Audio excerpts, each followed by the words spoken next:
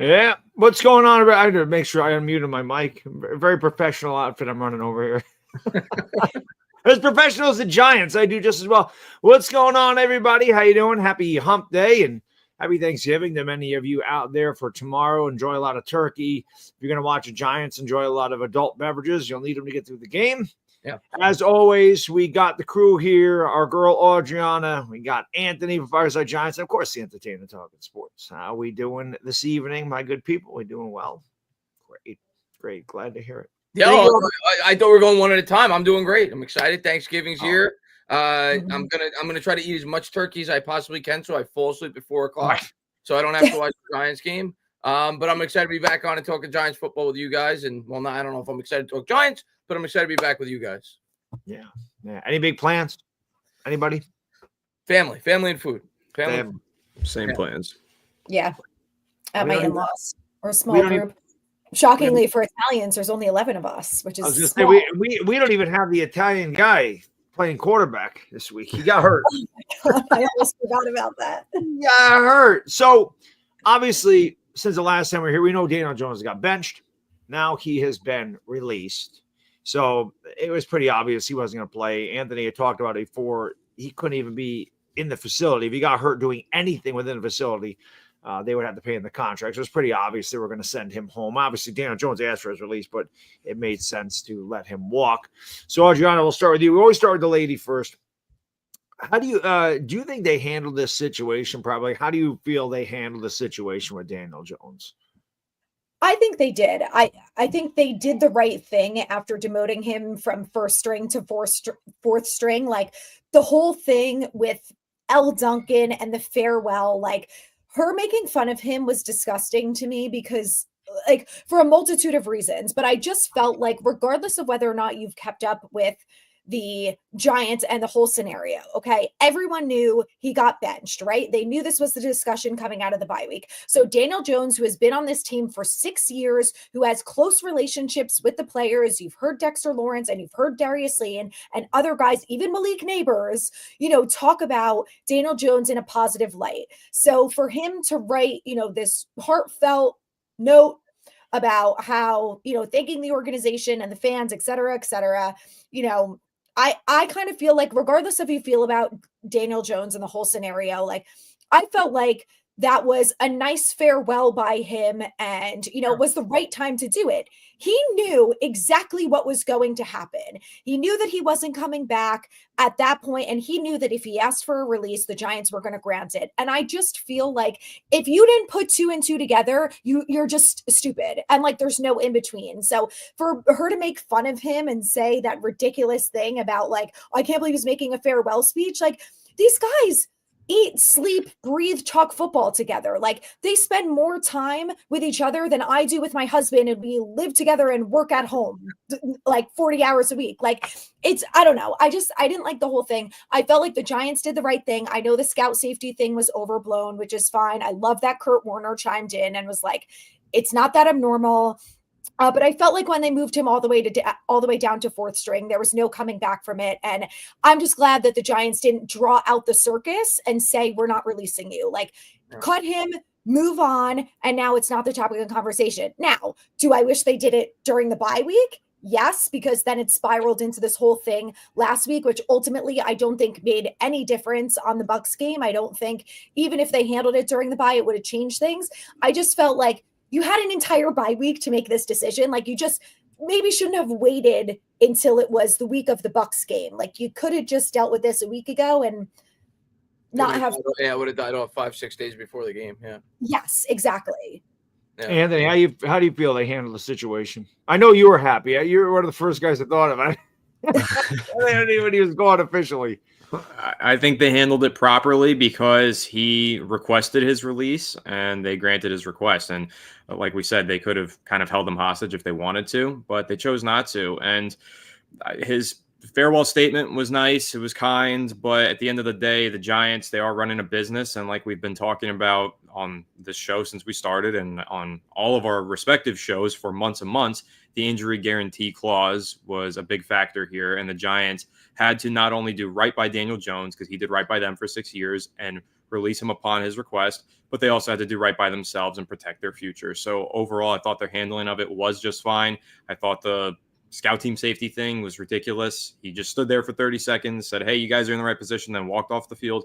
That's what that really was. He wasn't actually playing safety. So I'm happy as well that Kurt Warner clarified that, and a lot of other people did.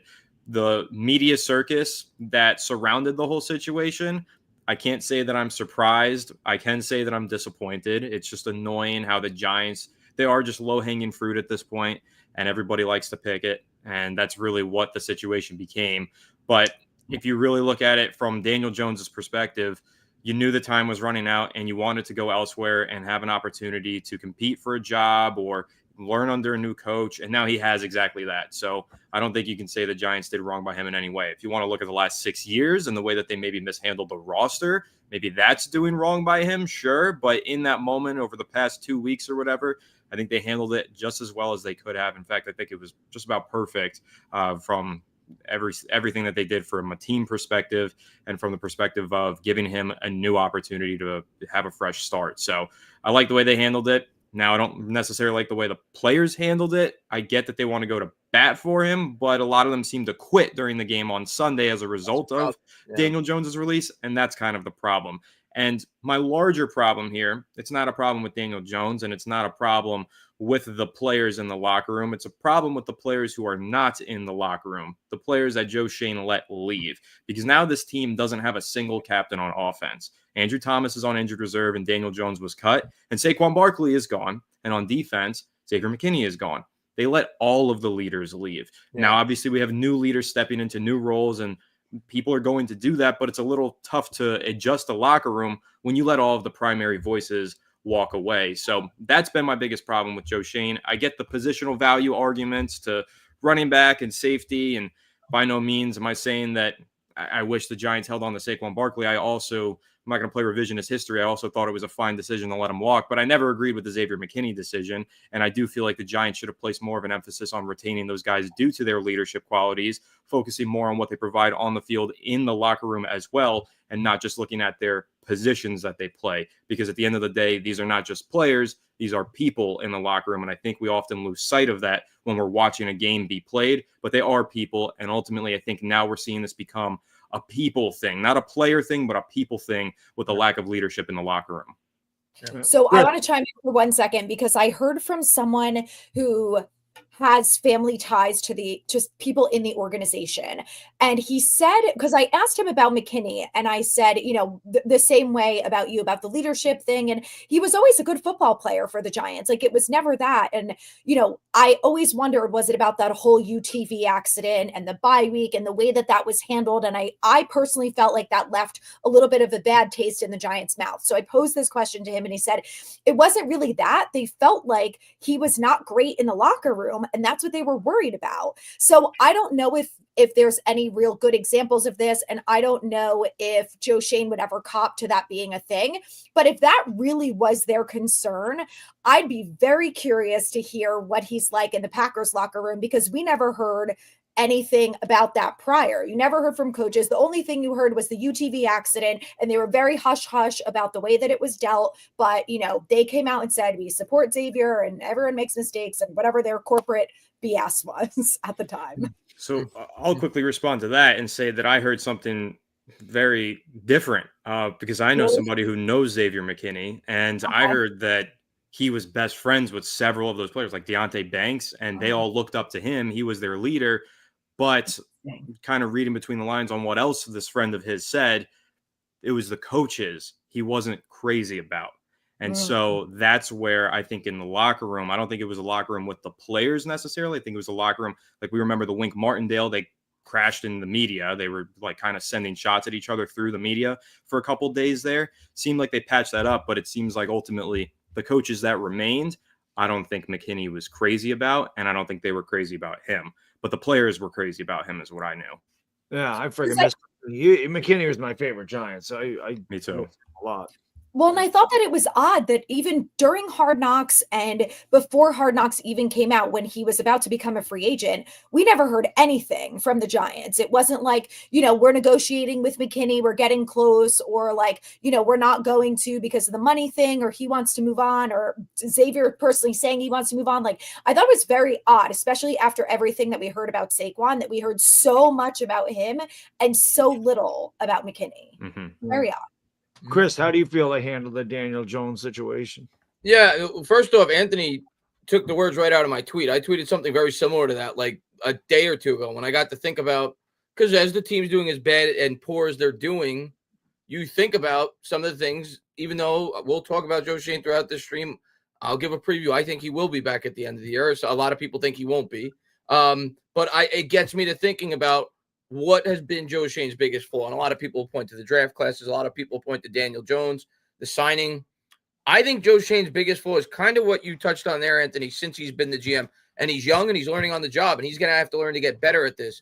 I appreciate that we have a general manager that thinks about the dollars and cents, because Dave Gettleman didn't. I appreciate that we have a GM that thinks about positional value, because Dave Gettleman certainly didn't. He drafted a running back second overall. But I think he's done too much of that and not enough of the human element, like you were talking about, not thinking about the leadership that you're letting walk out the door when you let Saquon Barkley go. Now, I was completely on board, like Anthony said, with not bringing back Saquon Barkley at the going into this offseason. I wanted him back the previous offseason. I wanted them to get an extension done. And I think if Joe Schoen could go back in time, if he was on a lie detector, he would probably tell you he would have coughed up the extra $2 million guaranteed to Saquon Barkley with the option to tag Daniel Jones. It didn't happen. It is what it is. We can't live in the past. But that, to me, more so than anything else, I think has been Joe Schoen's biggest flaw, that he has not taken enough of the human element into account. And I think you saw it go full throttle this past week when you saw that locker room just completely fall apart, because none of the leaders are left. Like you said, the most vocal guy now is a rookie with Malik Nabers, and even Dexter, who's at this point you would consider one of the biggest leaders of the team. Even he came out and talked, how everybody was soft and everything else. Once Daniel Jones went down, there's nobody holding that team together. They were playing, they were fighting for Daniel Jones. Say what you want about him as a player. I get it. We all wanted him gone as the quarterback long-term for this football team, but the players in that locker room respected him. And when the Giants treated Daniel Jones the way that they did, you saw what happened after the fact, because there's nobody there holding the glue together, letting go of Barkley, letting go of McKinney, letting go of Leonard Williams, now letting go of Daniel Jones. And I think that to me has been the biggest flaw for Joe Schoen thus far. Now I went off on that rant, And I forgot what the original question was. Did you feel like they handled the Daniel Jones? How did you feel they handled the Daniel Jones? Oh, the Daniel Jones thing. Okay, so if I'm gonna nitpick one thing about the Daniel Jones thing, the handling of the by the New York Giants, overall, I think they did a fine job. Like at the end of the day, you got to bench the guy. Maybe they probably, if they could do it all over again, maybe they would have waited a couple of extra weeks. But it is what it is. The injury guarantee, I get it. We all thought it was going to happen at the bye week. That's exactly what happened. They did right by Daniel Jones after it became a circus. I think the Giants underestimated how vicious the New York media was going to be in this situation, how they all just always playing safety. You know, like if he was in Jacksonville, if he was in, a small market, that probably doesn't even come out. Like Derek Carr and Russell Wilson, it wasn't a huge story when those guys sat out for the rest of the year. But in New York, with Daniel Jones, I feel like they underestimated that a little bit. I don't know how they could have handled it better, but it just felt a little bit messy for me, if I'm being honest. But outside of that, I can't really be mad at the Giants. I think they did right by Daniel Jones, and I'm happy for Daniel Jones. I hope he does well wherever he goes, and Giants obviously be looking for a quarterback next year. But, yeah, I think the Giants handled it about as well as you could have hoped for as a fan. I mean, we all knew it was coming, so it was always going to be sloppy.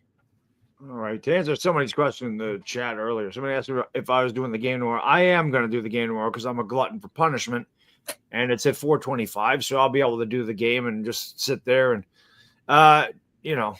do what I do all the time, is grin and friggin' bear it. It's funny talking about Daniel Jones. I like to, sometimes I like to say things that people don't want to hear because, I'm a Gen X guy. I don't really care about people's feelings. I'm going to tell you the truth. And what I found interesting about Daniel Jones is hearing people say, oh, I feel so bad for Daniel Jones. Oh, I feel bad. I feel bad. Why? I don't. Some people can't take he's an athlete. If you lost your job tomorrow, you think Daniel Jones feels bad for you? You think Daniel Jones cares if you, to use the Bronx tale, go see if you can't pay the rent. Ask Mickey Mantle what he says, right? Daniel Jones don't care. Daniel Jones is going to be just fine. Daniel Jones will be better than any of us can possibly fathom, okay? He got a job immediately. He's $200 million richer than any of us are. He's just fine. Don't worry about Daniel Jones. He'll be okay, right? The other thing is, when you talk about leadership, that's a good point. Maybe Joe Shane wants to bring in his own leaders. This could be a thing, and he's going to have to find some leaders without question. But I always listen to Mike Francesa. I love Mike Francesa. He's a big, influence on what I've done on YouTube, listening to him since I was in high school. But he made a really good point. He said all these people are like, oh, it's emotional time for the Giants. Oh, it's so emotional. They lost Daniel Jones. And what was the excuse?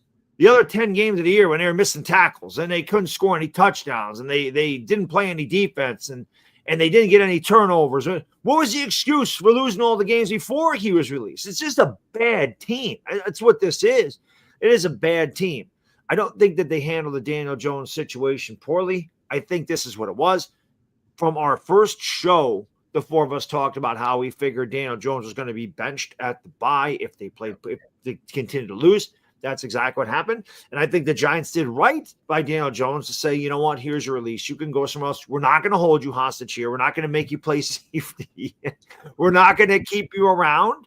You're released. Go do what you got to do. And listen, as far as Daniel Jones goes, I root for him to do well. I sound like I'm going to sit here and wish him poorly. I'm definitely not. I hope that he does. I hope that he does find something. But this split needed to happen, not just for the Giants, but for Daniel Jones as well, for his mental well-being. Because if anybody watched Daniel Jones play, I think we all know he was in his own head at this point with the New York Giants. And it was never going to get better. Even if you put better talent around him, I don't think he would have ever legitimately improved between his ears. So it was a good move for both. Obviously, we're going to draft the quarterback this year, you would think. Cameron Ward, I've been manifesting it all year. Go back to Twitter, you'll see me posting about Cam Ward in August, okay? Because I wanted that guy to be here. If we're picking first overall, it's going to be somebody. And then you go forward from there. Yeah, you just hope it's not, somebody we don't want. But it'll be somebody. Yes, don't be taking somebody like frickin' Jalen Milroe, who Oklahoma just thwarted, or Quinn. Listen, I really only want Cameron Ward. That's it. If they take somebody else, I'm not going to be happy. I'm just going to be completely honest. But to go into my next point, you talk about leadership, right? And I just said maybe Joe Shane wants his own leaders. Malik Nabers, 21-year-old rookie, comes out, says, we're soft as fuck. And they ask him, hey, how come you're not getting the ball? Got to ask coach. This ain't a quarterback problem. Same thing's happening with DJ as quarterback. It's not about the quarterback. Why aren't you getting any targets? I didn't get targets, so it's 30-0. Go ask Daves. Go ask Daves about that. Anthony, how do you feel about Malik Nabers pretty much taking Brian Daboll? Bus is coming and just says, boom, take it. Throws it right under the bus. What do you think about that? Doesn't bother me. It excites me. I think it's passion, and I think it's leadership. It might not be the leadership that we're used to as Giants fans. We haven't had a leader with this kind of leadership approach and style before, or at least not in a while, but we've definitely had it before. I definitely think Michael Strahan and Lawrence Taylor, if you want to think about those guys back in the days, I mean, they were definitely vocal in a similar way. And I just think that, the locker room is changing, and now we have to get used to that. Saquon Barkley for the last several years was the offensive leader in the locker room, and while he's not the style of leader that would ever throw anybody under the bus, Malik Nabers is, and you're going to like that or you're going to hate that, and for me, it's fine. Like, I think he is a talented rookie who needs the football, and nothing that he said was wrong. We should be asking Brian Daboll, why is he not getting the ball? It's a valid question, and that is the person to ask. He directed the reporters to the guy to ask the question to, and he's completely right to direct them towards Brian Daboll because Brian Daboll needs to give us an answer. I don't understand it either. I'm also questioning why Malik Nabers is going 2 full quarters without touching the football, without the football even being thrown his way. They didn't even make an attempt. Do you know how easy it is to put the ball into the hands of your wide receiver? Call an end around, put him in the backfield for Christ's sake. I don't care. Throw him a screen. It's so easy to give him the football. And he went 2 full quarters. It's not the quarterback's fault. It is the offensive play caller's fault. So go ask Brian Daboll why that's the case. I think it was very valid the way that he responded to it. And I really liked his follow-up comments where he was talking about how just because I'm a rookie means I can't speak. That's not right. And I agree with him. You're a rookie and you are one of the top playmakers here. And the Giants drafted him to be that guy and to have the dog mentality as they described it. And that's what we're seeing. So I have no problems with it. Again, I'm excited by it. I want him to keep talking. And I think the more that he talks and the more other players talk, maybe the more change we can have be undergone in this locker room, because I think change is needed. And I think new leaders need to rise up. And whether the head coach is going to handle it and keep his job, or if he's going to let everything spiral out of control and lose his job, well, that's up to him. That's not up to Malik Nabers and his comments. So again, valid question from him, or valid to push every reporter to go ask Daboll the question, because that is the guy who needs to answer for this absolute crime that he committed on the football field on Sunday. Chris, how do you feel? Yeah, I mean, normally I don't like that. I'm going to be honest with you. Normally I don't like the players throwing the coach under the bus or other players under the bus. But this is a situation where I appreciated it. I was not an Odell fan, the way that he handled the media. Personally, I'm not a big fan of that. I like to keep things in-house. But first off, the entire team quit. It was embarrassing, that entire game. And I think the players in that locker room are frustrated. We understand it as fans. We said that they had to bench Jones due to the financial thing. But you think about these players. These players are playing for jobs. These players are playing to play for another team next year. And by you quitting on the season, and that's the way they look at it, when you start the third string quarterback, you're potentially hurting their financial well-being. So the Giants, the players, I think, look at it like, well, they're making a financial decision. I'm going to make a financial decision. And they didn't go out there and they didn't bust their ass. And I think everybody in that locker room before that game and after that game was frustrated. Luminor said they didn't play 100%. Nabers, of course, came out. Dex came out. I think even McFadden said something, if I'm not mistaken. So the players were very vocal about it, and I think that had a lot to do with it. And the thing that I appreciate about Nabers is he didn't back down. Like Anthony said, the next day he said, maybe I should have said it a little cleaner, but I meant what I said. And I like the way he said it. Good for him. Yeah, so I appreciate that, man. I think he actually showed a little bit of leadership. I'm not going to like that in certain scenarios, but in that scenario, I was completely fine with it because I think it's justified for the players to be upset with the way that the general manager and the head coach handled this situation. Even though I may agree with it, I still understand their frustration. Adriana, how do you feel? What do you feel about his comments? I feel like Chris, and that's one of the biggest reasons why I personally was a little afraid of Neighbors, because we saw in Hard Knocks this exact conversation was, how are you going to handle it if your team is losing and you're not getting the ball? And he literally did word for word what they had a conversation with beforehand. So for me personally, I usually go the safe route. I would have taken Odunze because of that. Not my team. They wanted Neighbors. This is the Neighbors that they drafted. So if they're not on board with that, then they should have drafted someone else, because that's one of the reasons why they liked him. He's a dog. He's going to be a leader. He's, going to step up and make plays and all of those things that come along with it. So like Chris said, though, I agree that he said what he said and he stuck to it. My biggest problem with this whole situation was Daboll the next day saying that he went back and watched the tape and he has no issues with the effort concerns. Because when you have guys like Jermaine Illuminor and you have Neighbors and you have multiple players on offense and defense who all came out and said, this team is soft, there's effort concerns, and everyone's not giving it 100%. And then the coach basically says, go fuck yourself to those players. I don't care that you said that. That's what I saw. I would not walk in the next day and be like, what the fuck, Daboll? I don't know. As a player, I don't like that. I feel like, Daboll should have said whatever he wanted to say. He could have made it as much, Daboll stuff. Like he says, he doesn't give anything to the media. He could have just said, I saw some things I didn't like. I'm going to keep the conversations that I had in-house, like he always does. So to me, that was a bigger problem than Neighbors, because I feel like when the coach is basically trying to walk back and say, well, they might have saw one thing, but we went through it and I didn't see it. What? Part of me thinks that that's Daboll, and I agree with you because it was clearly evident. I watched the clip today actually on Twitter. Bobby Okereke on that play with the broken tackle where the guy ran for 55 yards or whatever it was. Bobby Okereke was jogging up the field. He didn't even make an attempt to tackle the guy. So I agree with you that Daboll is wrong in saying that the players gave it their all, or more, maybe paraphrasing a little bit. I think it's the wrong approach by him, because it was clearly evident they didn't try. I think it was Daboll trying to cover for his players, and he's trying to gain some trust back from the locker room, but it didn't go over well. I agree with you. It didn't work.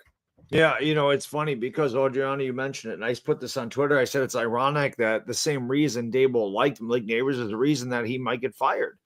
The point is, on Hard Knocks, and he said that, Brian Daboll said, good, that's the correct answer.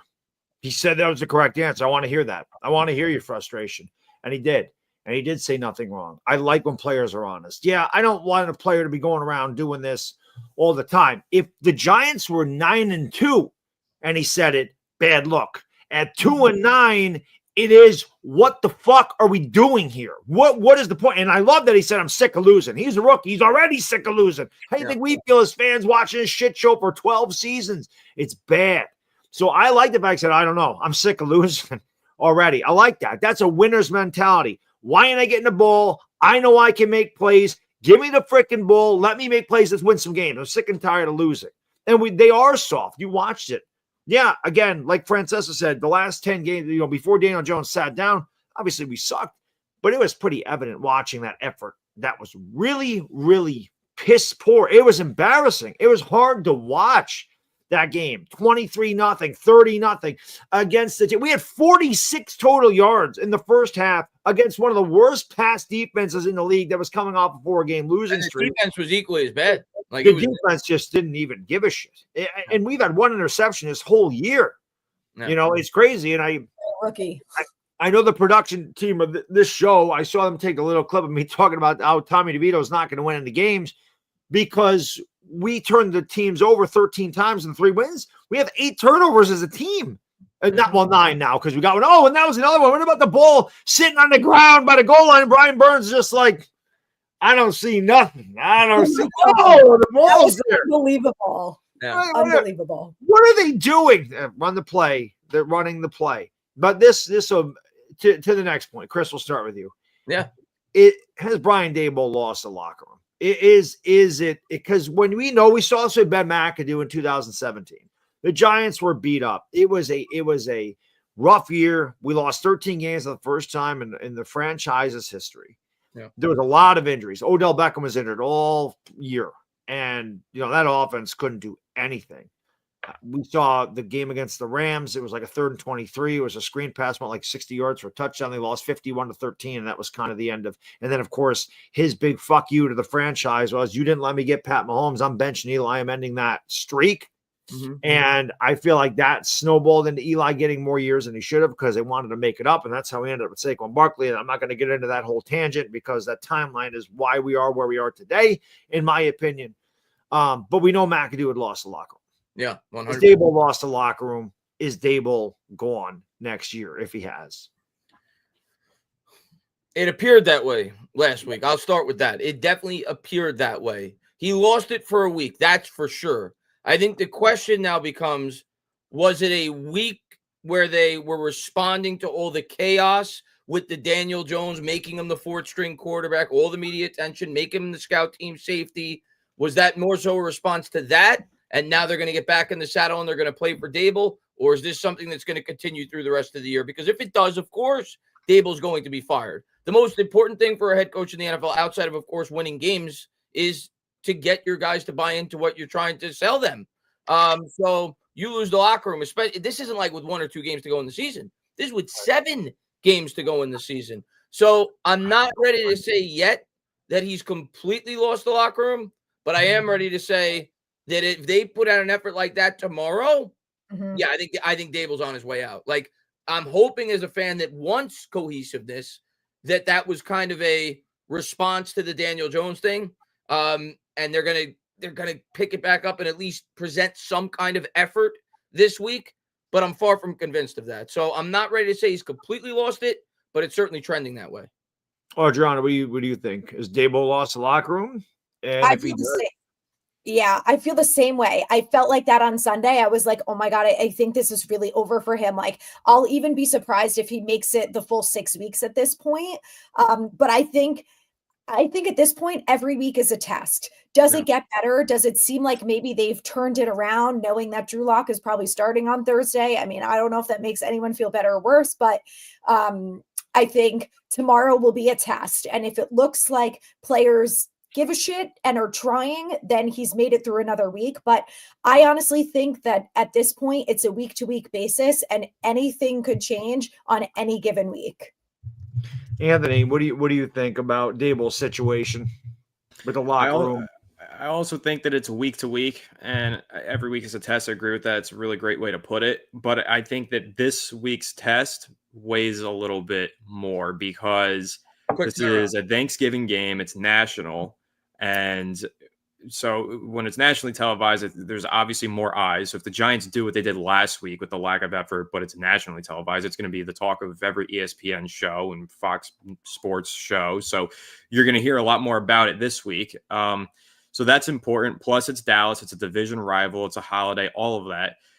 And you have more time off between a Thursday game to a following Sunday game than you would Sunday to Sunday. So if the Giants do want to make a change on Black Friday, maybe just fire Brian Daboll immediately after the game if they get blown out, they have more days to get prepared with an interim. So if you're going to do it mid-season, it's probably going to be after this week. I don't think you wait until week 15. I mean, I guess you can, but now you've got the time to readjust if you really want to see who else you have in-house that could potentially fill that role next year if you want to go that route. So it probably happens after this week if it's ugly. Like if the Giants lose by 40 points tomorrow, I think he's fired on Friday. You really think that? You really think that?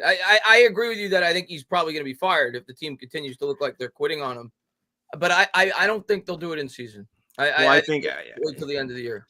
I think they'd like to wait until the end of the year. And that's what I said a couple weeks ago on the show, that when Mara said he doesn't anticipate any firings, I interpreted that as he's going to reevaluate at the end of the season, see how they did, and see who's available as well in the coaching candidates.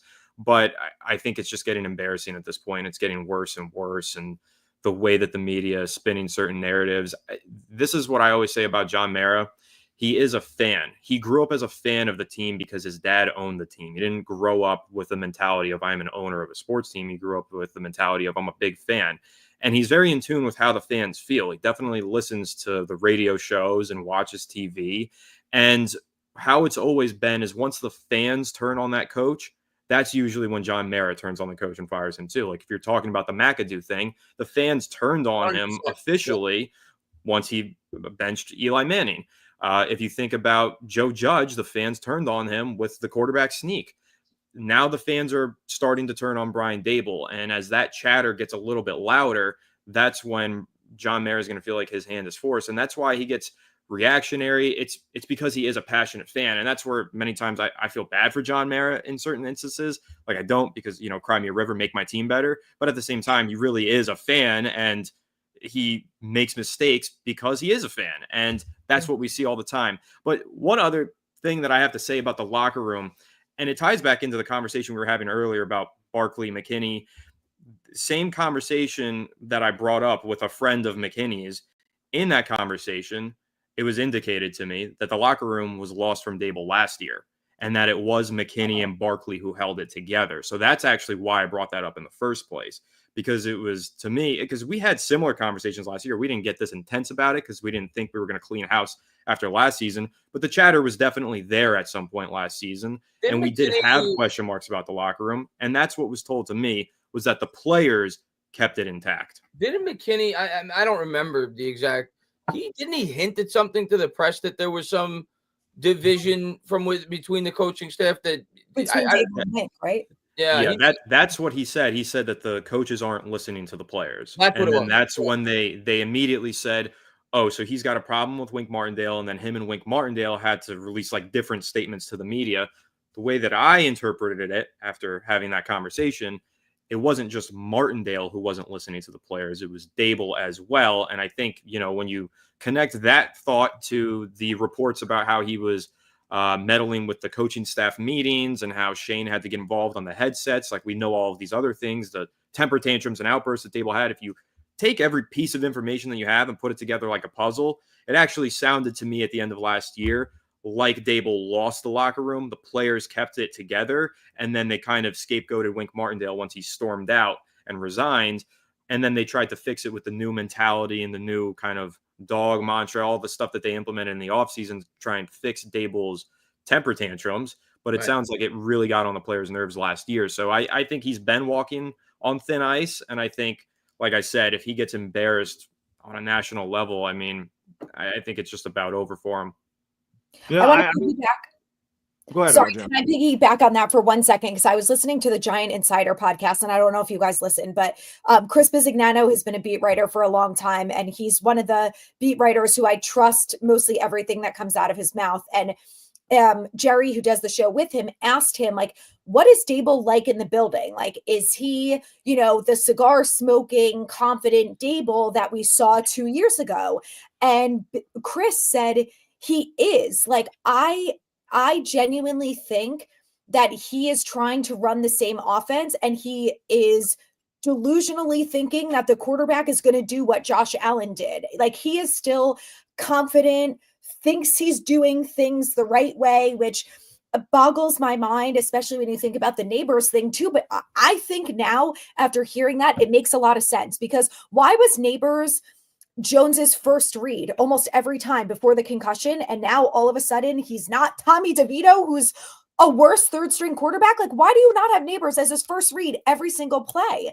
So I don't know. Now I hear that and I'm like, it sounds like Daboll is a little not living in reality based on the players that he has, and yes, what he's realistically dealing with. And I think it makes a lot of sense when you look at this team, how they've played. And not only that, but the fact that they have gotten worse in the last 4 weeks instead of them getting better. Like, I'm watching other football teams and they're hitting their stride. They're all a lot of them. I said it got worse. I said it to Bad Dog during the game last week. You looked at all the other teams that had nothing to play for. The Cowboys beat Washington. The Bears, I think, won, or they came close to winning. The Titans beat the Texans. The Panthers took the Chiefs right down to the wire. The Browns beat the Steelers. The Browns beat the Steelers. Yeah. Thank you, Browns. Yeah. Thank you, Titans. Yeah, but yeah, you're right. By the way, I think we'll get to it in a minute, but we appreciate all you guys in the chat. We got a couple of donations. We'll get to that at the end. But thank you guys for being here. Thank you guys for being here. Yeah, definitely. Like I said, we'll figure the last 15 minutes. We'll do that. Just for tomorrow, I think we are getting embarrassed. We're going in with Hubbard and Josh Azudo's tackles, Tim Boyle season is on the horizon because I don't think Drew Lock is surviving with Azudu and Hubbard and tackle. Why do you sign Tyree Phillips to the practice squad then? What is the point if you're not going to elevate him? I don't know. I don't know what the hell the Giants are doing. Listen, they're running the play. I joked around in my post game. I said the Ozembic's going to Daboll's head.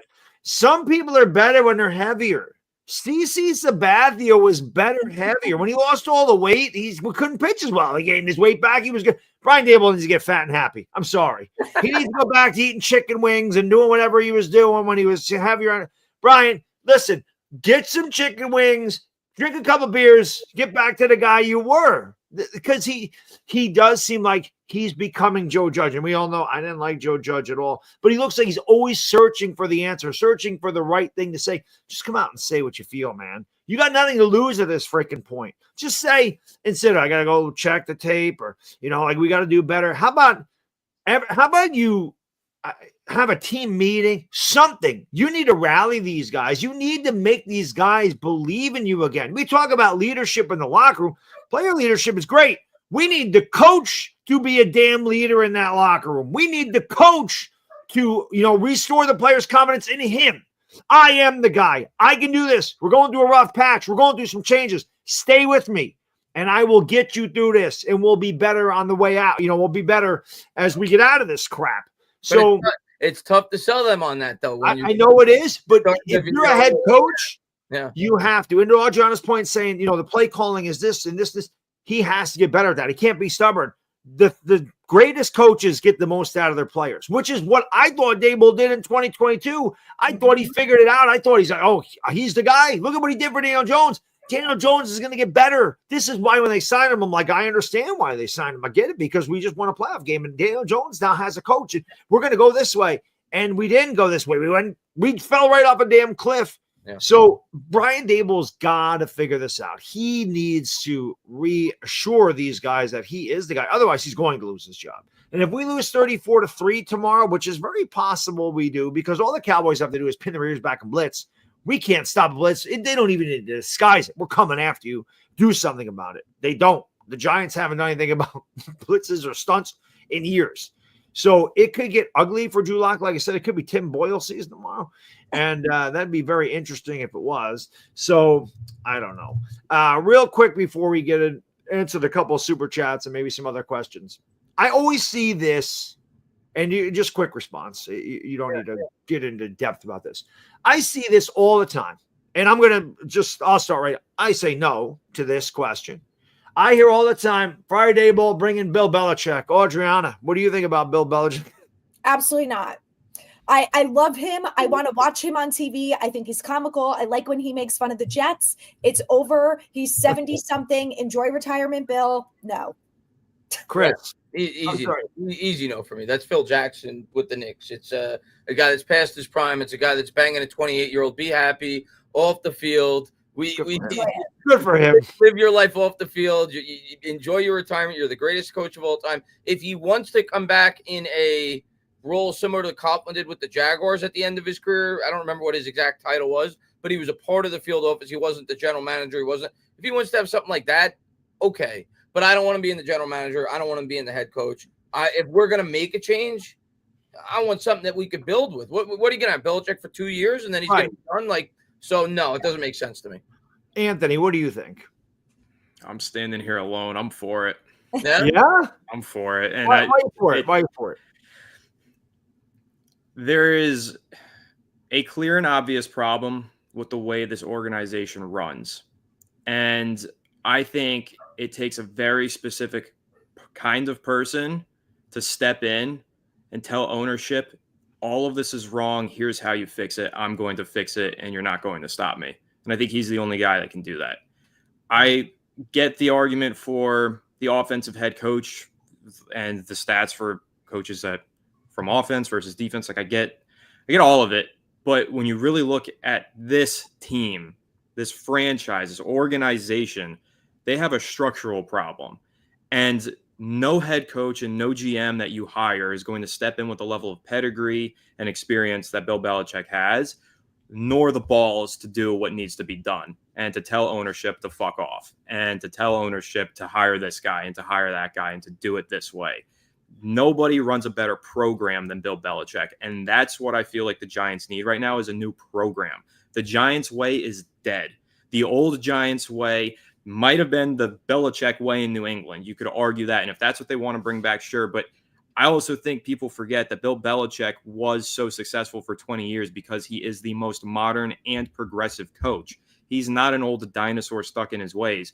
He found that success for so long because he was constantly changing, adapting, and modernizing his schemes. The scheme was never the same every single year. It wasn't like he had his scheme in the 80s and it stuck that way. He invented the running back by committee, basically. The two tight ends in the offense, when he had Hernandez and Gronk, nobody was doing that before him. The over-utilization of the slot receiver with Wes Welker. He was so you're right from that standpoint. He was always ahead of everybody else. Mm-hmm. I'm not going to scream if they do it. It's Bill frickin' Belichick. But is it my what I want? No. But I can't kill you, Anthony, for that opinion. It's Bill Belichick. Right. Anthony, really quick, just to follow up. If they did bring in Belichick, does that mean Shane loses his job? Would you want Belichick to also have all the say in who they draft? Because obviously at 73 or whatever he is, I would think that he's going to come in. If they did bring him in, he would come in and say, all right, I'll do this, but I want to be the guy. Like, I want a lot of say in the draft. I want the most say when it comes to who I want to draft. If the Giants have the first pick and they're bringing in Belichick, don't you think Belichick's going to say, I'm picking that? Shane's not picking that. Even if Shane is there, Belichick's going to say, I'm picking that guy. I want to pick that guy. Yeah. I think, okay, so if Daboll's gone, I want Shane gone. I want a clean house. And I don't just want Daboll and Shane gone. I want everybody in the building gone. Like, I think scorch earth, you really start over. And that's my argument for bringing in Belichick, because he brings in all new people and all new bloodlines and just changes the entire culture. He changes everything if you bring him in, is how I feel about it. So, but to that point, there's this narrative that, like, this new narrative recently, because I feel like 5 years ago it was Bill Belichick as a mastermind who knows how to get the most talent out of everybody. But then it changed after Brady left. But Brady left and brought all of his guys. And I think that there's this narrative that Belichick isn't this great talent evaluator. And I think that he is. And people think that he might want too much power. What's the name of the New England? Elliot Wolf, maybe? There was a guy who did that stuff. Yeah, Elliot Wolf. It wasn't just Belichick running the show. It's not like he was picking and scouting all of the talent. But what the real main argument of my point here is, you watch a guy like Harbaugh step into Michigan, not into Los Angeles. What he's doing there is tremendous. But think about, from the collegiate level, building a program, how a guy steps in and builds a program. Harbaugh did a lot of the scouting and recruiting and helped bring in those guys, but they still have a Michigan scouting director, the same way the Giants are going to have Bill Belichick, but a general manager or a president of football operations, whatever. So I want him having heavy say. Will he have final say? I don't know. Did he have final say in New England? Probably oftentimes, yes. But again, like Chris said, it's Bill Belichick. And I do think it's always been collaborative in New England. You know, whether it looks like that from the outside in or not, him and Elliot Wolf and whoever, there was another guy too, I can't remember his name, but there's been a lot of guys in there who have collaboratively done that thing with Belichick. And I trust him to continue to be collaborative in his process, because his process is the most proven that there is. The GM with Houston, Polian was it? I don't remember his last name, but yeah, there's another guy, I can't remember. DE something. There's a duh. I'm just looking at the panel, and I just find it funny how we all have an Italian thing going on. Oh, Jonah's drinking wine down there. I don't blame her. It's Classico too. Anthony's got the bracelet. Chris has the 5 o'clock shadow. I got the chain. He's out tomorrow, by the way. So somebody said he is definitely ruled out. He is not playing. It shows him out in the injury report. And I don't know if that's what I see. All right, let's get these couple of super chats, which we greatly appreciate. First super chats ever on this channel. So appreciate it. I got to get rid of this guy here. There we go. In that way, when we bring this up. All right. Chris, thank you, brother. Appreciate you. He says, if you could choose any Giants player, past or present, as a Thanksgiving guest, who would you pick? Anthony, we'll start with you. We'll just go around Yeah, Lawrence Taylor, I want to scare the shit out of my grandparents. No, I'm just kidding. I want to bring in Eli Manning. Eli is the best, and my mom loves him, and we would have the best time hanging out with Eli. Chris. I mean, Eli's my favorite athlete of all time, not just Giants. So, I mean, I would say Eli, but because Anthony said Eli, I will say Dexter Lawrence. I feel like he would be the life of the party. He would eat the whole turkey. He's the type of guy that I'd want to hang out with. So I'll go with Dexter Lawrence. Adriana. Oh man, I was gonna say Eli too, because I'm in Massachusetts and I'm having Thanksgiving with my in-laws and they're all Patriots fans. So to just have Eli sit there with his 2 rings and just relive the glory days. 2 rings. Yeah, I mean it's gotta be him. Yeah, I can't lie. And I think everybody that knows me knows it'd be Lawrence Taylor. I mean, you grew up when I did. Again, I'm the old guy. I'm the get off my lawn guy. I'm the Gen Xer of the crew. I grew up watching Lawrence Taylor, and I say it all the time. And I'll say it till the day I'm not on YouTube. I'll never forget as long as I live when I started watching the Giants back in 1984. I was 9 years old. And I asked my dad, what are you watching? He said, I'm watching the Giants. I said, can I watch with you? He said, sure. Just sit up here on the couch. The first thing he told me, he said, watch number 56, watch LT. I thought his name was LT. I didn't know it stood for Lawrence Taylor. But, I mean, obviously, you grew up in my era. You watched that man play. There's nothing like it. He was unbelievable. So, and it would be fun to have a live mic with Lawrence Taylor because you don't know what, you talk about entertainment. Eli's funny. LT is just LT. Who knows? Oh, you don't know if he's bringing hookers, cocaine. You have no idea. You don't know what LT is bringing to the table. So I think it'd be awesome. The one thing I could say, Chris and I, we had the pleasure of talking to Carl Banks for a long great. time. And that was awesome. We got to talk to Justin Pugh, which I know Adriana did as well. So he was great. And one of the things about Justin Pugh that I love was we talked about switching tackles, and he just had his little analogy of wiping your ass with the opposite hand. I was like, yes, that's the education you get on the Chris and the Bad Dog Show. But yeah, it'd be awesome to talk to any of those players. All of them legends, obviously. Dr. Garrett is in the house. We love Dr. Garrett. Adriana, we'll start with you. Confidence level of Joe Shane getting the next quarterback right. I will say I do have faith in him to do that. And the reason I say that is because I do believe that the first 2 drafts that he had, at least the first one, there were some Dave Gettleman scouts in the building. And I think that when you look at the way that his drafts the last couple of years have gone, this year is obviously the best. We'll see 2 years from now if that's true. And look, you could make the argument that they loved Jaden Daniels last year. Didn't everyone love Jaden Daniels and Drake May? Like, probably, yes. Yeah. But I do think that their experience with Josh Allen and what they know about the physical and technical skills that Josh Allen has and the success that he's had will give them, Shane at least, the right guidelines of what to look for in a quarterback. And I think that Josh Allen is a big part of that. And I will say that I do think he does a good job doing his due diligence. He's all over the place going to the games. He was just spotted at Colorado's practice. So, he's getting FaceTime with these players. So I think the due diligence is there. I don't know if anyone else does, if you could say that Dave Gettleman did the same, but I do feel like his process is more streamlined. He's obviously more modernized when it comes to that. And I think the Josh Allen thing makes me feel like that. And what happened last year with the draft, that he's got enough to hopefully get it right. I think ultimately there's a 50-50 chance on whether or not it works. Yeah. Chris, you got confidence in Joe Shane to get the quarterback right? I mean, I don't have confidence in any GM to get the quarterback right, if I'm being honest. I think it's less than a 50% chance. I think it's a 20% chance. But I think that the narrative that people have said, and I've seen people say this all over Twitter, we can't trust Joe Shane to make a quarterback pick.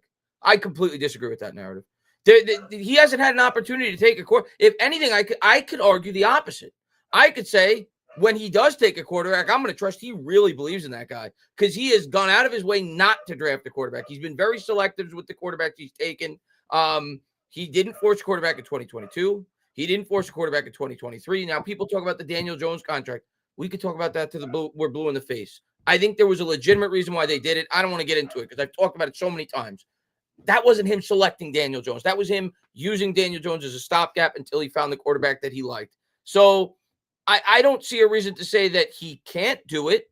But I look at Kyle Shanahan with the 49ers. He might be the most brilliant offensive mind in football. He traded 3 first-round picks to get Trey Lance. So anybody can miss on a quarterback. But, yeah, I think Joe Shane's going to do his due diligence. And I think I have faith that he can select a good quarterback as much as most GMs in the NFL, which is about a 20% chance because most of them miss when they pick that position. Anthony, do you have confidence that Joe Shane can pick Cameron Ward and get it right?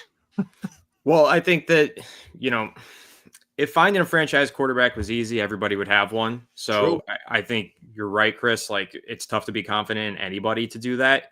But at the same time, there's 2 ways of looking at your interpretation of Joe Shane not drafting a quarterback to this point, which is the one that you had, which is like, when he finally does, he must have some serious conviction about him.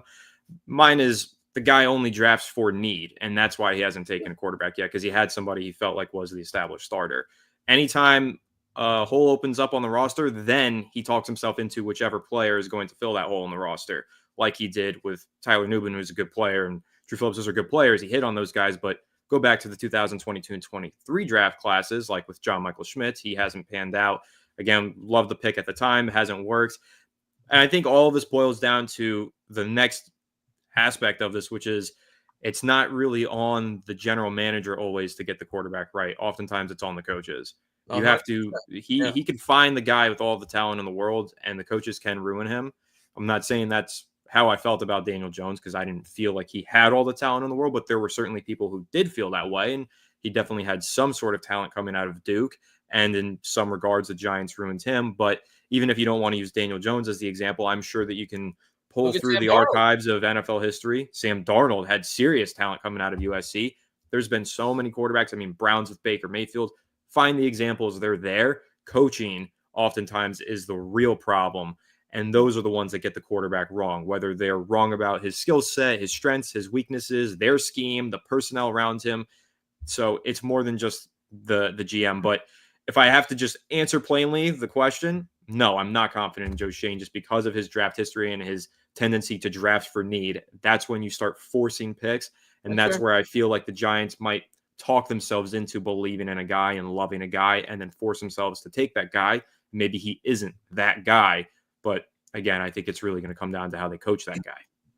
See, I agree with Chris. I think that Chris nails it because it was obvious we needed a quarterback going into this year. And there was all that talk about J.D. McCarthy, and he didn't force it. And he didn't force Penix. He wanted Jaden Daniels and Drake May. They weren't there, and he didn't reach. And he wanted C.J. Stroud. That year, obviously, he couldn't get up there and get him. But I feel like he likes talented guys. I feel like the guys that he was interested in were obviously became pretty good quarterbacks. I mean, they're young still, and Stroud is kind of going through a rough patch right now. So is Jaden Daniels, for that matter. But I don't know if it's so much that I have confidence or not confidence that he's going to get the pick right. It is like Chris mentioned, and you guys mentioned as well. It's very hard to hit on a quarterback. Chris and I did this where it's like 70% of top 10 quarterbacks fail. It's not easy. The Bears, I don't know what Caleb Williams is going to be, but they haven't had a franchise. Thought he was a slam dunk, ever, right? He was a slam dunk. I mean, it's early, but he don't. Right. I mean, you never know. Like, there's so many teams that have never had a franchise quarterback. And then there's some that run into him, like Green Bay seems to find one every time one of them retires after 20 years. The Jets have never had a franchise. Oh, well, I guess Joe Namath was, but they haven't had one since Joe Namath. They keep bringing in retreads that they didn't draft, and all the Jets draft picks have failed. So there's a lot of – Washington really hasn't had one. You're going to consider Joe Theismann one, okay, but it's hard to get these guys. You could take the guy with the most talent. We've seen guys like Jamarcus Russell that didn't even play in the NFL, barely. Ryan Leaf, there's a lot of guys that were like top-end spectrum talent. You look at Trevor Lawrence in Jacksonville, and you're thinking this guy, at least I thought he can't miss. This guy's generational, and he's really struggling. So, Bryce Young, even though he's playing better now, but it's another guy. These guys are the first picks in the draft. You just really, you don't know. But I have to trust that he gets it right. At least I hope he gets it right. Or at least trust that he gets his opportunity. That's it. I mean, whether or not he gets it right, we'll see. But I think he's going to get his swing. I do. I'm not buying into this narrative that they're firing Joe Schoen. I'm really not. I don't see it. Daboll very well could. This is the last one, and then I got to go because I have another game to call here. Queez, thank you, brother. He says, if you could poach from any team, what's your dream fantasy coaching staff out of all active head coach? I can't even answer that because I couldn't tell you. If I could poach from any team, I'll off the top of my head. I mean, head coach right now, I've always been the biggest Jim Harbaugh fan in the world. Like, I love Jim Harbaugh, but I think I still have to go Andy Reid. Like, I think Andy Reid might be the great. When it's all said and done, he may go down as the greatest coach of all time. Like, Belichick right now, you would say, but Andy Reid's tremendous. Many people would say Shanahan, or McVay. But I think I got to go Andy Reid. Well, how about you go Reid, Spagnuolo, and Shanahan as your OC? Got to go Spagnuolo for sure. Yeah. I would do Ben Johnson as OC. What he's done with Lions is I like that. Yeah, I like that. That's true. Yeah. He might end up being our head coach next year. You never know. Could we ever be so lucky? You never know. I would just take the whole Lions staff, head coach, DC, Right. OC. They're all great. Oh, Campbell's Dan awesome. That's true. Yeah. How do you not love DC? Campbell?